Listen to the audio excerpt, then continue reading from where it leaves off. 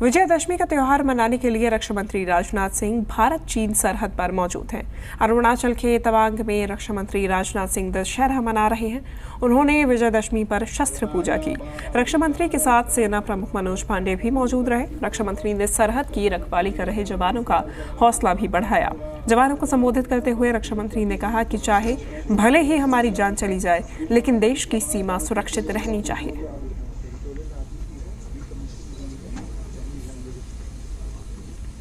आज के 4 स्थान पर मैं आया था, लेकिन फिर मेरी इच्छा हुई कि एक बार विजयदशमी के पावन पर्व पर अपने बहादुर जवानों के बीच चलूं और उनको विजयदशमी के पर्व की मैं हार्दिक शुभकामनाएं दूं। उनको इसी निमित्त मैं आप सबके बीच आया हूं। इसलिए प्रथमतः मैं आप सभी को अपनी तरफ से विजयदशमी की हार्दिक बधाई देता हूं।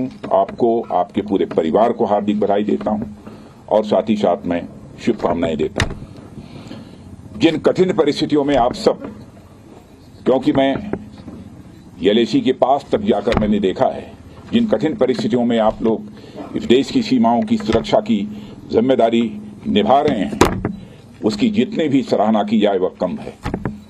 और मैं बतलाना चाहता हूं, देशवासियों को आपके ऊपर नाज है, देशवासियों को आपके ऊपर गर्व है।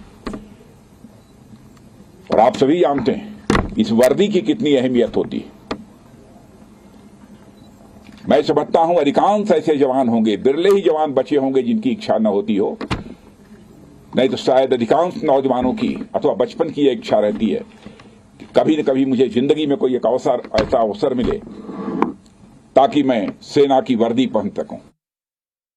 और मैं स्पष्ट रूप से कहना चाहता हूं, हमारे प्रधानमंत्री मोदी जी के नेतृत्व में भारत का कद यदि अंतर्राष्ट्रीय जगत में बढ़ा है, तो जो देश में आर्थिक विकास हुआ है उसका महत्व तो है ही, लेकिन आपने यदि देश की सीमाओं को सुरक्षित न रखा होता, आपका योगदान न होता, तो मैं विश्वास के साथ कह सकता हूं कि भारत का स्ट्रेचर जो आज बना है सारी दुनिया वालों की नजर में, यह स्ट्रेचर, यह कद न बन पाता।